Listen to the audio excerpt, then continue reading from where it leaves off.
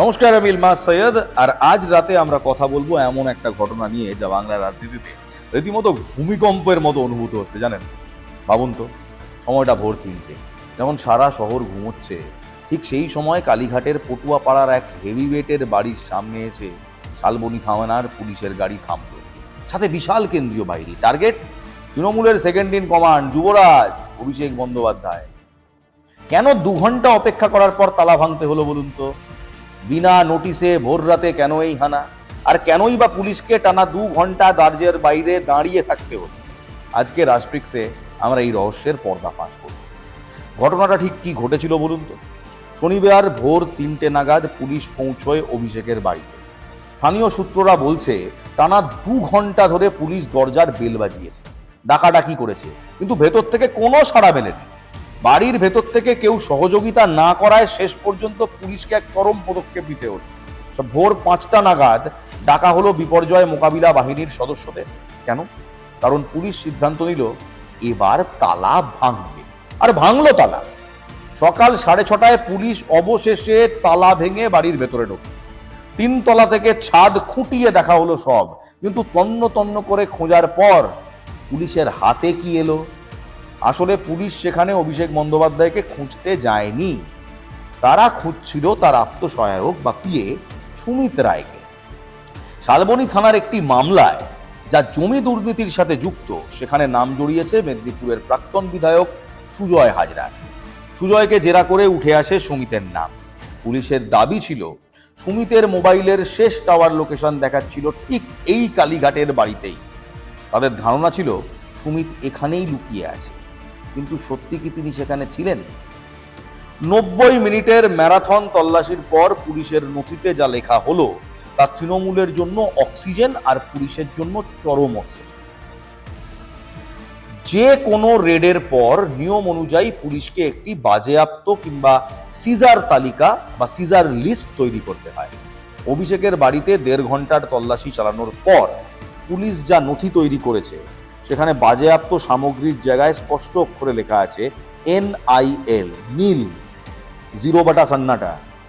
অর্থাৎ একটা কাগজ বা একটা পেন ড্রাইভও পুলিশ সেখান থেকে উদ্ধার করতে পারে। এমনকি সুমিত রায়কেও ওখানে তারা পায়নি।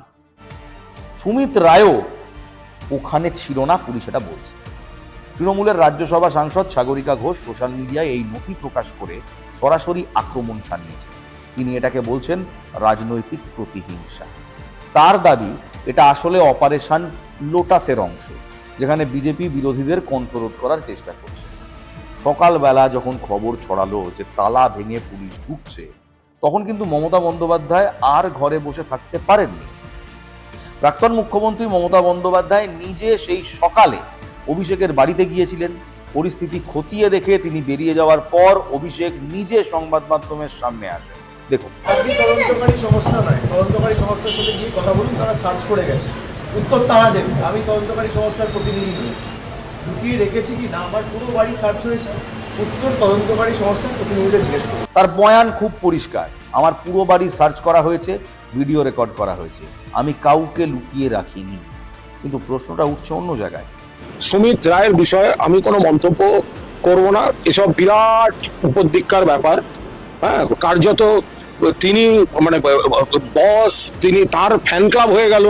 সুমিত রায় ফ্যান ক্লাব, সেই ফেরেবাজগুলো কোথায়? সেগুলোকে একবার পুলিশ কান ধরে টেনে আনো যে সুমিত রায় ফ্যান ক্লাব। আর কি হচ্ছে?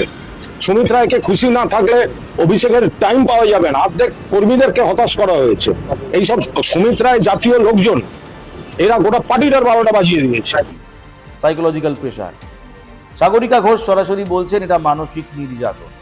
বিরোধীদের মতে যখনই কেউ বিজেপির সামনে মাথা নত করে না, তখনই তাকে টার্গেট করা হচ্ছে। শুধু অভিষেক নন, মদন মিত্র থেকে অরূপ বিশ্বাস, তৃণমূলের অন্দরে কেউ এই মুহূর্তে সেফ নয়। শুধুই রেইড রাজ, মানে রেড চলছে। আমরা যদি গত কয়েকদিনের খবরের দিকে তাকাই, দেখব অভিষেক একা নন। পুরসভা দুর্নীতিতে মদন মিত্রের বিরুদ্ধে ঘুষ নেওয়ার অভিযোগ উঠেছে। আবার মেসি কাণ্ডে অরূপ বিশ্বাসকে পুলিশ তলব করা হয়েছে। তবে কি বাংলার রাজনীতিতে তদন্তকারী এজেন্সিগুলোই এখন প্রধান বিরোধী দলের ভূমিকা পালন করছে? দর্শকরা একটা বিষয় বুঝুন, এই 2026-এর অ্যালগোরিদিম শুধুমাত্র রাজনীতির নয়, বাংলার রাজনীতির অ্যালগোরিদিম কিন্তু পাল্টে গেছে।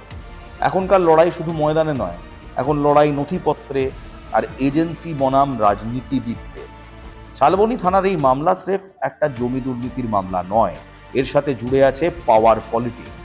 পুলিশ যখন ভোররাতে তালা ভাঙার সিদ্ধান্ত নেয়, তখন তারা জানে যে এটা একটা বড়সড় বিতর্কের জন্ম দেবে, তবু তারা ঢুকলো। ফল কি হলো? কিছুই পাওয়া গেল না। এতে পুলিশের বিশ্বাসযোগ্যতা বাড়লো না কমলো?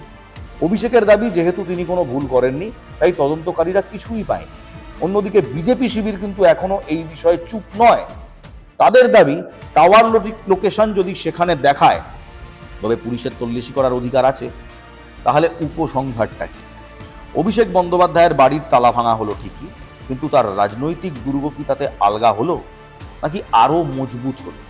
যখন পুলিশ 90 মিনিট তল্লাশি চালিয়ে নীল রিপোর্ট দিয়ে বেরিয়ে আসে, তখন সাধারণ মানুষের মনে প্রশ্ন জাগে, এটা কি সত্যি তদন্ত নাকি স্রেফ একটা শোডাউন? রাজনীতিতে টাইমিং কিংবা ক্রোনোজলি খুব গুরুত্বপূর্ণ, আর এই ভোরের রেডের টাইমিং বুঝিয়ে দিচ্ছে বাংলার রাজনীতিতে পারদ এখন চরম সীমায়। রাষ্ট্রিক্সে এই খবর শেষ পর্যন্ত থাকবে, রাষ্ট্রিক্সও এই খবরেই থাকবে। আপনার কি মনে হয়, এটা কি শুধুই আইনি প্রক্রিয়া নাকি সাগরিকা ঘোষদের দাবি অনুযায়ী রাজনৈতিক প্রতিহিংসা? কমেন্ট করে আপনাদের মতামত জানান। আর হ্যাঁ, সাবস্ক্রাইব করতে ভুলবেন না রাষ্ট্রিক্সকে এরকম সমস্ত পলিটিক্যাল আপডেট পাওয়ার জন্য। ততক্ষণ দেখতে থাকুন রাষ্ট্রিক্স। ভালো থাকবেন, ভালো রাখবেন। জয় হিন্দ।